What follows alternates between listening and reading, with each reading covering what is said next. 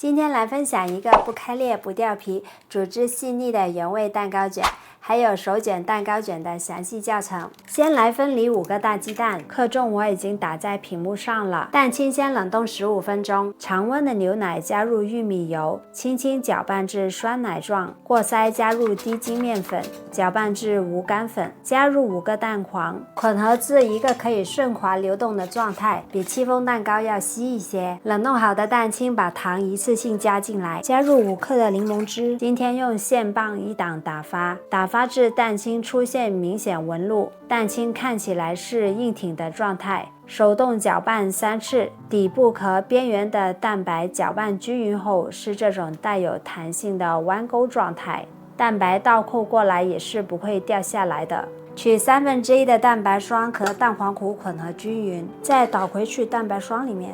先用蛋抽块1字去搅拌，再用刮刀翻拌和切拌的手法混合。28×28的方盘提前垫好油布，手抬高一些。重点来了，这个时候面糊是非常浓稠的。如果这个时候面糊是很稀的话呢，就是蛋白已经开始消泡了。面糊向四周晃动一下，用刮刀抹平表面，轻震2下。烤箱提前预热，烘烤的温度我已经打在屏幕上了。密封比较好的烤箱在门缝加1个筷子。出炉后尽快放到网架上面晾凉，放置还有一点余温的时候盖上1张油纸。晾至常温的时候掀开四周的油布，再翻面，最后掀开油布就是完美的毛巾面了。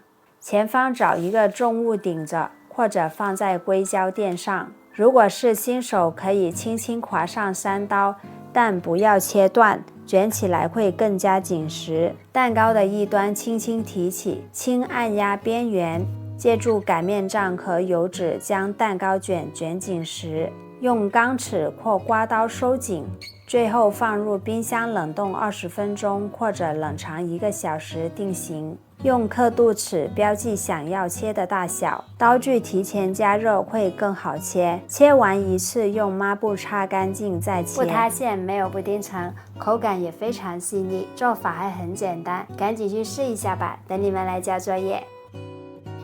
我真没想到第一次做迷你小泡芙就成功了，只需要家里一些简单的食材，不需要打发，也不需要泡打粉，外酥里软，一口一个爆浆，做法简单又快速。跟着我做，你也可以一次成功。锅里加入清水，水、油和盐一起倒进锅里，小火加热，沸腾后就可以关火了。关火后没有冒泡泡，再把面粉加进来。快速搅拌，压拌均匀，没有白色面粉颗粒，再开小火，让面糊彻底糊化，大约需要40秒至1分钟。面糊再倒出来，摊开放凉至不烫手。准备2至3个常温的鸡蛋，如果是冷藏过的鸡蛋，要先用温水泡一下回温。